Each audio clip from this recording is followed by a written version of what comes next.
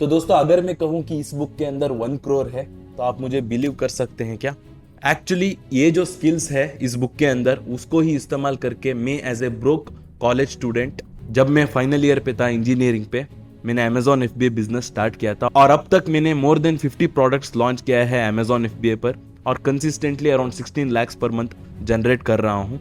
और Amazon FBA के कारण मैं मतलब वो जो फाइनेंशियल फ्रीडम है वो अचीव कर पाया हूँ और उसी के साथ मैंने जो अर्निंग है उसको मैंने रियल एस्टेट पे इन्वेस्ट किया है और 2019 से अब तक मैं कंटेंट क्रिएशन भी कर पा रहा हूँ क्योंकि वो एक पैसिव बिजनेस मॉडल है। ऑफ कोर्स स्टार्टिंग में एक्टिव है क्योंकि आपको टाइम और मनी दोनों इन्वेस्ट करना है, पर जब आपके प्रोडक्ट एक असेट बन जाता है तो आप पैसिवली इनकम जनरेट कर सकते हैं। और इसी जो स्किल्स है उसको मैंने 9 to 5 जॉब एम्प्लॉयज को, टीचर्स को, हाउसवाइफ्स को, कॉलेज स्टूडेंट को मैंने सिखाया है 2 lakhs पर मंथ जनरेट करने के लिए, 67,000 सिर्फ 7 डेज में जनरेट करने के लिए और इवन 23 lakhs 3 मंथ्स में जनरेट करने के लिए। और उसी स्किल्स, स्ट्रेटजीज और एक्सपीरियंस के साथ मैं ये वीडियो बना रहा हूँ जिसको यूज करके आप डोमिनेट कर सकते हैं 2024 में अमेजॉन FBA को। पर उस स्ट्रेटजीज को एक्सप्लेन करने से पहले आपको 2 क्वेश्चन का आंसर करता हूँ। सबसे पहला क्वेश्चन है, इज अमेजॉन FBA डेड इन 2024?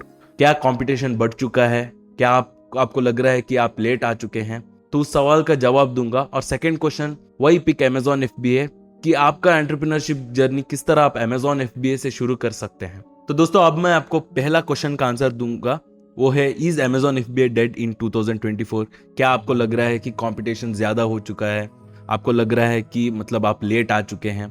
तो दोस्तों ये क्वेश्चन का आंसर मेरे एक्सपीरियंस से बताता हूँ क्योंकि जब मैंने स्टार्ट किया था सेम क्वेश्चन मेरे भी माइंड में था क्योंकि मैं सुबह से शाम तक यूट्यूब देखता था और जब मैंने लगा, मुझे एक्साइटमेंट लगा कि मैं अमेजॉन FBA करने जा रहा हूँ, अलग अलग यूट्यूबर्स को जब देखता था, अलग अलग ब्लॉगिंग वेबसाइट देखता था तो मुझे लगता था कि मैं शायद लेट आ चुका हूँ और मतलब उससे कहीं मतलब डिले हुआ मेरा बिजनेस स्टार्ट करने में क्योंकि मैं सेम ओवरलोड इन्फॉर्मेशन ले रहा था, कई सारा इन्फॉर्मेशन ज़्यादा गेन कर रहा था पर स्टार्ट नहीं कर पा रहा था। क्योंकि बिजनेस में one of the best way सीखने का यही है कि हमको एक्चुअली उसको करना चाहिए, करते करते सीखना चाहिए। ऑफ कोर्स कुछ स्टेप्स हम सीख सकते हैं पर जब हम स्टेप 1 पे हैं हमको स्टेप 10 के बारे में हमको वरी नहीं करना चाहिए। पर इसी रीज़न से स्टार्ट करना लेट हुआ मेरा और वो रिग्रेट मुझे आज तक है। और मुझे पता है ये क्वेश्चन आपके माइंड में भी है, ये एक ह्यूमन बिहेवियर है, सभी लोगों को ऐसा ही होता है, ना सिर्फ अमेजॉन FBA में। कोई भी बिजनेस आप स्टार्ट करने जाते हैं आपको लगता है कि उसमें कंपटीशन है और उससे आपका स्टार्ट करने का प्रोसेस डिले होता जाता है और आप प्रोक्रेस्टिनेट करते हैं। तो आपको मैं एक चीज बताना चाहता हूं कि बिजनेस में एक यूनिवर्सल लॉ है, हमेशा एक ट्रेडिंग होता है। मतलब एक प्रोडक्ट, चाहे वो फिजिकल प्रोडक्ट हो या डिजिटल प्रोडक्ट हुआ हो या सर्विस हुआ हो, तो उसको आप एक मनी के लिए एक्सचेंज कर रहे हैं, एक ट्रेड कर रहे हैं अदर पीपल से। तो ये एक यूनिवर्सल लॉ है बिजनेस में। तो आपको ये कॉन्सेप्ट याद रखना है, आप एक बस एंटरप्रेन्योर है, ना सिर्फ अमेजॉन FBA सेलर है। तो आप क्या कर रहे हैं, आपके प्रोडक्ट, आपका ब्रांड का जो प्रोडक्ट है उसको सेल करने के लिए आप अमेजॉन को इस्तेमाल कर रहे हैं। हाँ, आप खुद के वेबसाइट पे भी आप शुरू कर सकते हैं, आपका खुद का वेबसाइट में भी आपका प्रोडक्ट लिस्ट कर सकते हैं। पर उससे क्या होगा, आपको एक्सटर्नल ट्रैफिक लाना होगा, आपको एडवर्टाइजमेंट चलाना होगा, वो एक ड्रॉप शिपिंग जैसा हो जाता है। आपको फेसबुक एड्स और गूगल एड्स आपको रन करना है, वहाँ पर ज़्यादा लोग मीम्स देखने के लिए आते हैं तो वहाँ पर लोग प्रोडक्ट पे क्लिक करते हैं तो परचेस करने का चांसेस कम रहता है और एक आपको रिकग्निशन नहीं रहता है आपका वेबसाइट के लिए। अलग बात है अगर आप एक बड़े इन्फ्लुएंसर है, आप कोई एक एक्टर है, आपका बड़ा फॉलोइंग है, तब आप इस तरह आपका खुद के वेबसाइट बना के आपके प्रोडक्ट सेल कर सकते हैं। पर इनिशियली अगर आपके पास एक बड़ा फॉलोइंग नहीं है तो आप अमेजॉन का कस्टमर्स यूज कर सकते हैं क्योंकि अमेजॉन पर मंथ में ही अराउंड 2.4 बिलियन लोग सर्व करते हैं अमेजॉन के वेबसाइट पर। तो उसको आप लेवरेज कर सकते हैं बिगिनिंग स्टेज में, तो उसको आप यूज कर सकते हैं आपके प्रोडक्ट सेल करने के लिए, तो वो आसान हो जाएगा और आपके एक ब्रांड आप बिल्ड कर सकते हैं अमेजॉन पर। If there is no competition there is no money, ये कोट आपने सुना होगा। एक्चुअली अगर मैं कहूँ तो कॉम्पिटिशन आपके जॉब में ज्यादा है, हमेशा एक ना एक पर्सन रेडी रहता है आपकी जॉब के लिए, पर फिर भी ज्यादा लोग, मतलब एक ह्यूमन बिहेवियर है, जैसा मैंने पहले कहा, कोई भी बिजनेस आप स्टार्ट करने के वक्त आपको वैसा ही लगता है और उससे आपका प्रोक्रेस्टिनेशन ज्यादा होता है, डिले होता है आप स्टार्ट करना उस पर्टिकुलर थिंग को। तो जब मुझे भी हुआ था तो मैंने फैक्ट्स को कंसिडर किया था, वो क्या फैक्ट है वो अभी भी लागू हुई होता है, तो वो मैं आपको बता देता हूँ। सिंपल बात है, आपको इंटरनेट यूजर्स देखना है। इंडिया में अगर मैं कहूँ तो अभी जनवरी 2024 चल रहा है, अगर आप देखते हैं इंडिया के पॉपुलेशन के हिसाब से सिर्फ 50% इंटरनेट यूजर्स है। अगर आप दूसरे कंट्रीज को कंसिडर करते हैं, यूएसए या China, more than 80% internet users है उनका टोटल पॉपुलेशन का, पर इंडिया में 50% है। ड्रास्टिकली वो इंक्रीज हो रहा है और मेजर परसेंटेज इंक्रीज तभी हुआ था जब लॉकडाउन हुआ था। तब ज्यादा लोग इंटरनेट यूज करने लगे जियो के वजह से, और उसी के साथ ई कॉमर्स में सेल्स भी ज्यादा इंक्रीज देखने को मिला। तो मैंने एक्चुअली लाइव वीडियो बनाया था लॉकडाउन के टाइम में, 7 टाइम्स इंक्रीज हुआ था मतलब सेल्स हमारा। सिर्फ एक ही दिन में 1,31,900 रुपीज़ सेल हो चुका है। और पिछले 30 डेज में जो मई 4 से स्टार्ट हुआ था, तो ये जो सेल्स मैंने किया है, मतलब मैंने कभी भी इतना सेल्स मैंने नहीं किया था।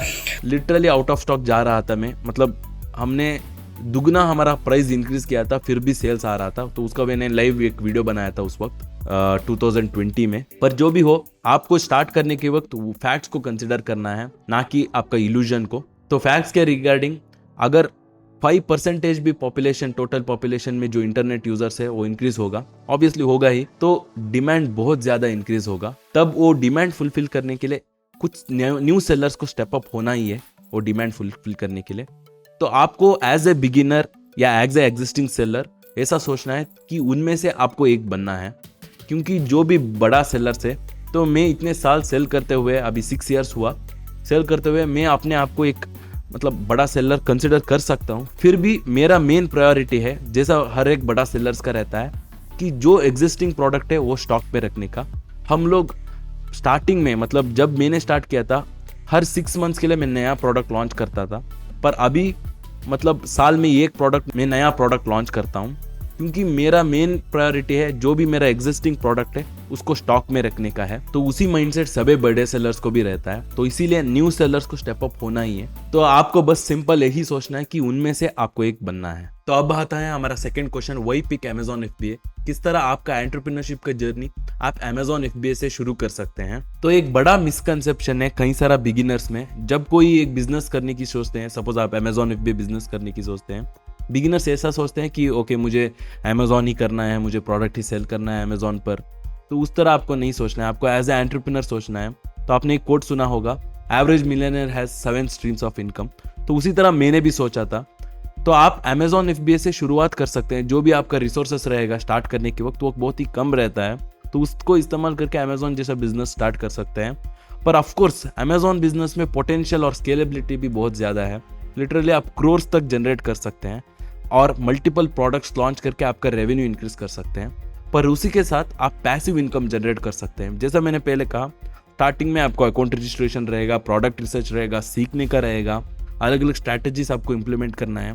पर जब आपको बिजनेस के बारे में पता चलता है, आप उसको पैसिवली जनरेट कर सकते हैं इनकम, मल्टीपल प्रोडक्ट्स लॉन्च करके, और उस अर्निंग को अलग अलग इनकम स्ट्रीम्स बिल्ड करने के लिए इस्तेमाल कर सकते हैं, जैसे मैंने किया था। तो मैंने अमेजॉन FBA के साथ स्टार्ट किया। ऑफकोर्स अभी भी मेरा मेजर इनकम अमेजॉन FBA से ही होता है, पर क्योंकि मुझे दिन में बहुत सारा टाइम बचता है, क्योंकि hardly 1 to 2 hours a day मैं इन्वेस्ट कर सकता हूँ अमेजॉन FBA बिजनेस के लिए।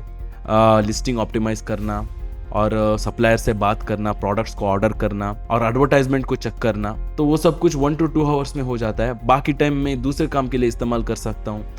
जैसे मैंने पहले कहा था इंट्रो में, रियल एस्टेट पे मैंने इन्वेस्ट किया है, और उसी के साथ मैं कंटेंट क्रिएशन कर रहा हूँ। मैं यूट्यूब पे आया हूँ, यूट्यूब पे आप लोगों को गाइड कर रहा हूँ, तो विंडोज ऑफ अपॉर्चुनिटीज ज़्यादा रहेगा। तो उस तरह आपको सोचना है और स्ट्रेटेजाइज करना है आपका एंटरप्रेन्योरशिप जर्नी। तो इसीलिए जब भी एक बिगिनर स्टार्ट करता है, मुझे नहीं लगता है कि कोई भी ऐसा बिजनेस है जब आप स्टार्ट करने के वक्त अमेजॉन FBA जैसा आपके एंटरप्रेन्योरशिप जर्नी में, क्योंकि इसमें पोटेंशियल भी उतना ही है, कंपटीशन भी है और कंपटीशन अच्छा भी है, और उसी के साथ स्केलेबिलिटी भी ज्यादा है। तो दोस्तों अब मैं आपको 4 स्ट्रैटेजीज बताऊंगा जो आपको यूज करना है अगर आपको अमेजॉन FBA सक्सेसफुली करना है और आपके कंपटीशन को डिस्ट्रॉय करना है इन आने वाले साल में, 2024 में, 2025 में और आगे जाकर। क्योंकि कई सारा लोग सिर्फ 7 मंथ्स, 10 मंथ्स या 1 ईयर का देखते हैं, तो आपको आगे सोचना है 5 ईयर्स में आप क्या करेंगे आपके एंटरप्रेन्योरशिप जर्नी में, आगे 10 ईयर्स में क्या करेंगे। तो वो प्लानिंग आपको सही रखना चाहिए। तो 4 स्ट्रैटेजीज यही है कि, तो पहला है branding, second reviews and feedback system, third है external traffic, fourth, marketing strategy. तो फर्स्ट में ब्रांडिंग आता है। तो ब्रांड का वैल्यू आपको भी पता ही होगा, हर एक बिजनेस में बहुत ही इंपॉर्टेंट है। यहाँ कुछ एग्जांपल्स आप देख सकते हैं। स्टारबक्स कंपनी आप जान सकते हैं। तो स्टारबक्स का कॉफी, मतलब सेम कॉफी आपको कहीं जगह मिल जाएगा कम प्राइस में, पर स्टारबक्स क्योंकि उनका ब्रांडिंग बहुत ही अच्छा है तो सिग्निफिकेंटली ज़्यादा चार्ज करते हैं, तो इसीलिए उनका प्रॉफिट मार्जिन ज़्यादा है और वो अलग अलग कंट्रीज में और अलग अलग जगह ज़्यादा उनका आउटलेट्स ओपन कर सकते हैं। तो उसके कारण उनके पास सेल ज़्यादा है क्योंकि उनका कस्टमर्स वो जानते हैं और एक प्रीमियम कस्टमर्स को वो टारगेट करते हैं। सेम कॉन्सेप्ट आपको Amazon FBA में इस्तेमाल करना है, क्योंकि कई सारा बिगिनर्स क्या करते हैं, प्रोडक्ट रिसर्च करते हैं, कुछ प्रोडक्ट उठाते हैं, लोकल सप्लायर से इंपोर्ट करते हैं और सोचते हैं कि उनको सेल्स आता है। तो उस तरह नहीं करना चाहिए। आपको एक प्रॉपर तरीके से ब्रांड बिल्ड करना है, क्योंकि एक प्रोडक्ट आपके Amazon पर एक असेट है। जब वो प्रोडक्ट उस कीवर्ड के फर्स्ट पेज पे आता है और एक सपोज 15-20 रिव्यूज क्रॉस होता है, वो आपका असेट ही है। आपको बस उसको रीस्टॉक करना चाहिए। सपोज वो 300 सेल्स आ रहा है, अगर 1000-2000 यूनिट्स आप मंगवाते हैं तो 3 to 6 मंथ्स आपको उस प्रोडक्ट से पैसिवली इनकम जनरेट होता रहता है। आपको बस जब वो उसका स्टॉक खत्म होता है तो आपको रीस्टॉक करना चाहिए। तो मैं वैसा ही करता हूँ, मेरे स्टूडेंट्स वैसा ही करते हैं बिजनेस। तो आपका बिजनेस का अप्रोच वैसा रहना चाहिए। आपको एक ब्रांड बिल्ड करना है, आपको एक असेट क्रिएट करना है Amazon के ऊपर। तो इसीलिए आपको हमेशा प्रीमियम कस्टमर्स को टारगेट करना है। सपोज आप योगा मैट टाइप करते हैं Amazon पर, तो आपको प्रोडक्ट जो चीपर प्राइस पे है वो भी दिखेगा और जो प्रोडक्ट प्रीमियम प्राइस पे है वो भी दिखेगा। तो वो प्रोडक्ट को आपको मतलब सेलेक्ट करना है, उस तरह प्रोडक्ट आपको लॉन्च करना है जिससे आप प्रीमियम कस्टमर्स को टारगेट कर सकते हैं। कई बार आपको प्रोडक्ट में क्वालिटी में ज़्यादा इंप्रूव करने की ज़रूरत नहीं है, सिर्फ कलर चेंजेस, एक ब्यूटीफुल सिमेट्रिक लोगो और कुछ डिज़ाइन चेंजेस और कुछ एक्सटर्नल जैसे कि कॉम्प्लीमेंट्री प्रोडक्ट दे सकते हैं, उससे 10-20 सेंट्स ज़्यादा हो जाएगा। और एक ई बुक दे सकते हैं, वो कम्प्लीटली फ्री है, ऑटोमेट कर सकते हैं हम। तो उस तरीके से हम प्रीमियम कस्टमर्स को अट्रैक्ट कर सकते हैं और उसके लिए हम ज़्यादा चार्ज कर सकते हैं और हमारा मार्जिन भी ज़्यादा होगा। उसको हम इस्तेमाल कर सकते हैं ज़्यादा एडवर्टाइजमेंट चलाने के लिए और हमारा प्रोडक्ट सारे कीवर्ड पे हमारा प्रोडक्ट इंडेक्स होकर रैंक करने के लिए, क्योंकि Amazon एक सर्च इंजन प्लेटफॉर्म है। तो इसीलिए ब्रांड बिल्डिंग बहुत ही इंपॉर्टेंट है। जो जैसे मैंने कहा कुछ ही चेंजेस है, तो वो करने से आपका प्रोडक्ट एक ब्रांडेड दिखेगा और प्रीमियम कस्टमर्स को अट्रैक्ट करेगा। सेकेंड है रिव्यूज एंड फीडबैक सिस्टम। तो मैंने एक्चुअली ये मेरा कॉम्पिटिटर से सीखा था, क्योंकि मेरा कॉम्पिटिटर और मैं मतलब खुद सेम टाइम पे आए थे बैक इन 2020 में। तो ऑब्वियसली कुछ बाकी कॉम्पिटिटर्स भी थे, उनके पास बहुत ज़्यादा रिव्यूज़ था, फिर भी हम side by side same sales generate कर रहे थे। मेरे कॉम्पिटिटर को भी मैं ट्रैक कर रहा था जिन्होंने नया लॉन्च किया था, पर उनको रिव्यूज़ जल्दी ज़्यादा आ रहा था। तब जाके मैंने उनके एक प्रोडक्ट ऑर्डर करके मैंने चेक किया। उसके बाद मुझे पता चला कि उनके प्रोडक्ट के अंदर वो एक प्रोडक्ट इंसर्ट यूज़ कर रहे थे और इंसर्ट के अंदर उन्होंने ऑब्वियसली उनके कस्टमर्स को थैंक यू कहा, पर उसी के साथ उन्होंने रिव्यूज़ पूछा। तब जाके मैंने ये स्ट्रैटेजी इम्प्लीमेंट किया और उसको मैंने नेक्स्ट लेवल पे लेकर गया। तो हर जो भी प्रोडक्ट मैंने लॉन्च किया उसके बाद उस प्रोडक्ट के अंदर मैंने एक शॉर्ट प्रोडक्ट इंसर्ट डाला, एक कार्ड डाला, एक पेपर जैसा रहता है वो हमारे सप्लायर से हम जब ऑर्डर करते हैं तो उनको बोल सकते हैं करने के लिए, हमको बस एक सॉफ्ट कॉपी देना है। वहाँ पर ऑब्वियसली मैंने रिव्यूज़ पूछा और उसी के साथ एक स्कैनर भी डाला, एक QR कोड भी डाला। जो QR कोड अगर मेरे कस्टमर्स स्कैन करते हैं वो एक लैंडिंग पेज पे रिडायरेक्ट होते हैं और वहाँ पर मैं कुछ उनको वारंटी या ई बुक प्रोवाइड करता था। उससे मैं उनका मोबाइल नंबर, नेम और ईमेल आईडी कलेक्ट करके एक असेट बिल्ड किया मैंने, और उस असेट को हम इस्तेमाल कर सकते हैं आगे जब हम प्रोडक्ट्स लॉन्च करते हैं। कुछ 20% ऑफ कूपन कोड जनरेट करके उनको हम दे सकते हैं इनिशियल बूस्ट लेने के लिए। तो वो एक एडवांस स्ट्रैटेजीज है। कई सारा लोगों को मैं देखता हूँ एग्जिस्टिंग सेलर्स को, उनको ये स्ट्रैटेजीज पता नहीं है।